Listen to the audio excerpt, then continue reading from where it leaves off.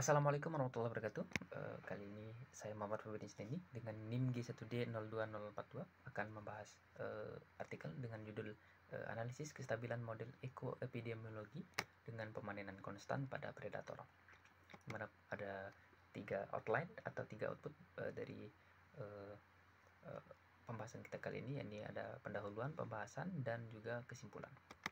Kita langsung masuk ke pendahuluan, di mana topik kita pada kali ini ini akan berhubungan dengan model predasi atau predator prey, di mana model ini adalah perkembangan dari teori yang awalnya berasal dari teori Malthus, di mana pada tahun 1798, yakni ada Thomas Malthus yang mengusulkan teori populasi dinamis, di mana dengan mengasumsikan populasi yang dapat bertumbuh secara konstan dan tidak terbatas. Kemudian teori ini dikembangkan kembali oleh Wellhurst pada tahun 1838, di mana Wellhurst menyatakan bahwa suatu pertumbuhan populasi tidak akan melebihi batas pertumbuhan populasi yang telah ditentukan. Kemudian pada tahun 1925 sampai 1928 juga terjadi kemajuan lainnya, yakni oleh Lotka dan Volterra, di mana mereka memperoleh persamaan logistik yang dimana disebut dengan hukum pertumbuhan populasi. Kemudian diusulkan juga pertama kali model populasi dua spesies, yakni model predator prey dengan asumsi pertumbuhan prey mengikuti model Malthus. Kemudian tahun 1934 ada Gauss juga yang mengembangkan model Lotka dan Volterra dengan menerapkan asumsi pertumbuhan logistik pada prey.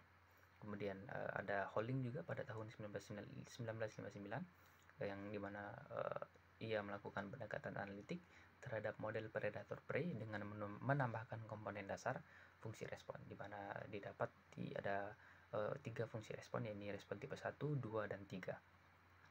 Selain itu, topik pada pembahasan kita kali ini yakni berhubungan dengan ekologi, di mana ada suatu istilah pemanenan di ekologi, di mana ya, pemanenan yang dapat berfungsi untuk mengontrol suatu populasi, yang mana pemanenan yang sering dipelajari dalam pemodelan matematika adalah pemanenan konstan, pemanenan proporsional, dan pemanenan non-linear. Kemudian dalam bidang ekologi ini juga didapati istilah penyebaran penyakit yang dapat terjadi dalam interaksi antara komponen-komponen penjurusnya. Kemudian untuk mempelajari penyebaran penyakit yang menular pada setiap spesies yang saling berinteraksi, diintegrasikan bidang ilmu ekologi lainnya dengan bidang ilmu epidemiologi, sehingga membentuk bidang ilmu ekoepidemiologi. Kemudian pada artikel ini akan dibahas garis besar yakni model matematika ekoepidemiologi dengan menggunakan model predator prey Holling tipe 1 dengan populasi prey terinfeksi penyakit. Kemudian selain itu diasumsikan bahwa adanya pemanenan secara konstan terhadap populasi predator. Kemudian ini dilakukan untuk meneliti interaksi antara predator dan prey, yang mana populasi prey terinfeksi oleh penyakit dan populasi predator memiliki sifat pasif atau bersifat lebih sering menunggu prey-nya atau menunggu mangsa. Sehingga model ekoepidemiologi dengan pemanenan konstan ini diintegrasikan dari model predator prey tipe Gauss dan model epidemi S1, di mana pada model ini yang terinfeksi oleh penyakit adalah populasi prey, sehingga populasi prey terbagi menjadi 2 kelas, yaitu populasi prey rentan yang dinotasikan dengan XS, kemudian ada populasi prey terinfeksi yang dinotasikan dengan XI. Kemudian ada fungsi respon yang digunakan pada model ini merupakan fungsi respon Holling tipe 1, di mana predator yang dinotasikan Y memiliki sifat pasif atau lebih suka menunggu prey. Kemudian predator ini juga populasinya dapat dipanen secara konstan, yang dimana jumlah pemanenannya akan dinotasikan dengan KY. Atau lebih lanjutnya, keterangan dari pemodelan ini dapat dilihat pada slide berikut ini. Kemudian untuk mempermudah analisis modelnya, akan dilakukan penskalaan terlebih dahulu terhadap model ini. Untuk penskalaan model ini akan bertujuan untuk memangkas beberapa parameter sehingga dapat merubah modelnya secara kuantitatif tetapi tidak secara kualitatif. Dengan melakukan penskalaan sebagai berikut terhadap model 1 sehingga sistem model 1 tereduksi menjadi model yang baru dengan alpha yakni V1 per R, beta, delta dan selanjutnya.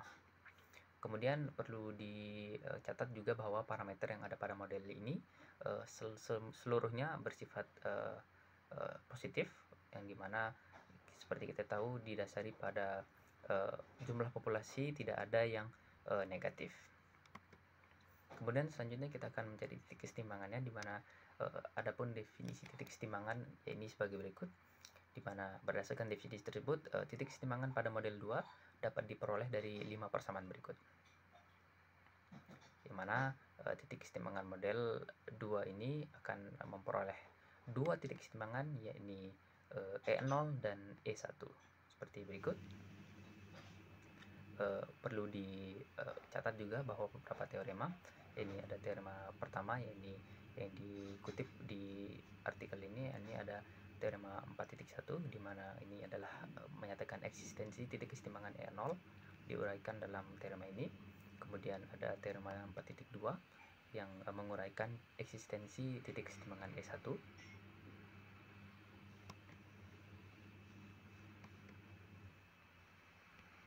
Kemudian kita akan menyelidiki kestabilan dari titik kesetimbangannya. Untuk mengetahui kestabilan dari titik-titik kesetimbangan model 2 di atas, dilakukan pelinearan terlebih dahulu terhadap model 2 sehingga diperoleh matriks Jacobi seperti berikut. Kemudian untuk mencari kestabilan titik kesetimbangan E0, kita substitusikan titik kesetimbangan E0 ke matriks Jacobi sebelumnya sehingga diperoleh matriks sebagai berikut, di mana nilai eigen dari J0 diperoleh dari determinan nilai determinan J0 dikurangi lambda matriks identitas sama dengan 0, sehingga diperoleh lambda 1 dan lambda 2 seperti ini.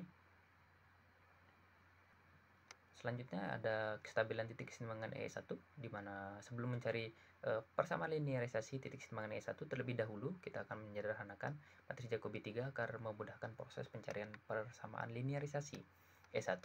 Kemudian untuk menyederhanakan matriks Jacobi sebelumnya, kita lihat persamaan yang memperoleh titik kesetimbangan E1 sehingga matriks Jacobi ini kita ubah menjadi matriks Jacobi yang baru yang disajikan pada matriks berikut.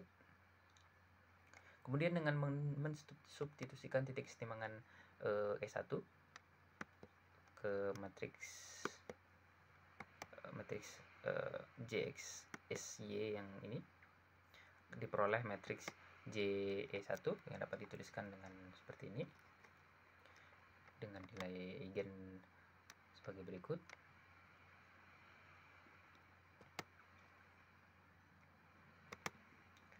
Kemudian selanjutnya kita lakukan simulasi numerik, di mana simulasi numerik ini terhadap model 2 ini dilakukan dengan menggunakan metode Runge-Kutta Orde 4 dengan bantuan software Python 3.7. Kemudian simulasi ini dilakukan dengan nilai-nilai parameter yang diberikan seperti tabel berikut. Kemudian dihasilkan simulasi numerik pertama, yakni terhadap titik kesetimbangan E0, di mana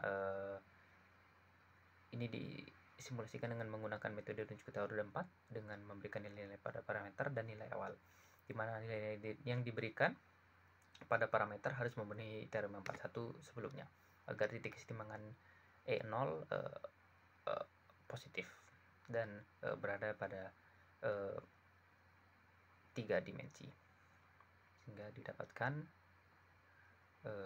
gambar A dan gambar B, di mana keterangannya adalah gambar A yakni simulasi titik kesetimbangan E0 untuk Q sama dengan O kuadrat sebagainya, dan B adalah simulasi titik kesetimbangan E0 untuk Q kurang dari O kuadrat, O kuadrat dan sebagainya. Kemudian pada gambar A ini diperlihatkan bahwa titik kesetimbangan E0 hanya memiliki satu titik kesetimbangan, dan titik kesetimbangan E0 ini stabil atau stabil asimptotik lokal. Sedangkan pada gambar B diperlihatkan bahwa titik kesetimbangan E0 memiliki dua titik kesetimbangan, yang mana titik kesetimbangan E0 Y2 tidak stabil dan tidak stabil saddle, dan titik kesetimbangan E0 Y1 stabil atau stabil asimptotik lokal. Kemudian selanjutnya simulasi numerik untuk kesetimbangan titik kesetimbangan E1, di mana lagi-lagi kita menggunakan metode Runge-Kuttor 4 dengan nilai parameter dan nilai awal yang harus memenuhi teorema sebelumnya, teorema 4.2 sebelumnya yang kita telah lihat, agar titik kesetimbangannya berada pada R3 yang positif.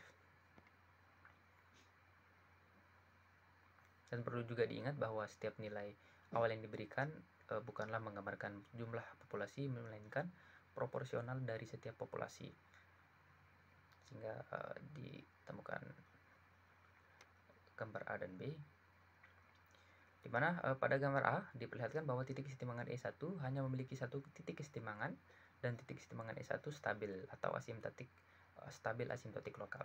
Kemudian sedangkan pada gambar D diperlihatkan bahwa titik kesetimbangan E1 memiliki dua titik kesetimbangan, yang mana titik kesetimbangan E1Y1 tidak stabil saddle, dan titik kesetimbangan E1Y2 stabil atau stabil asimptotik lokal. Kesimpulan, adapun parameter harvesting Ky pada predator berpengaruh terhadap efisiensi dari titik kesetimbangan E0. Kemudian untuk pemanen predator Ky sebesar Kr kuadrat, di mana Ky sama dengan O kuadrat, diperoleh ada satu titik kesetimbangan E0, sedangkan untuk pemanenan predator Ky sebesar Kr kuadrat, di mana Ky kurang dari O kuadrat sebagainya, diperoleh dua titik kesetimbangan. Kemudian dari kestabilan titik E0 diperoleh bahwa jika populasi prey terinfeksi punah, keadaan populasi prey rentan dan populasi predator tidak akan punah, karena kedua populasi tersebut akan saling bergantung satu sama lain agar tidak ada populasi yang punah dan tidak ada populasi yang jumlahnya akan tumbuh berlebihan. Kemudian selain itu, dari kestabilan titik E1 diperoleh bahwa populasi prey rentan, prey terinfeksi, dan predator saling bergantung satu sama lain, sehingga menyebabkan tidak ada populasi yang punah. Demikian mungkin pembahasan kita pada kesempatan kali ini. Kurang lebihnya mohon maaf. Terima kasih.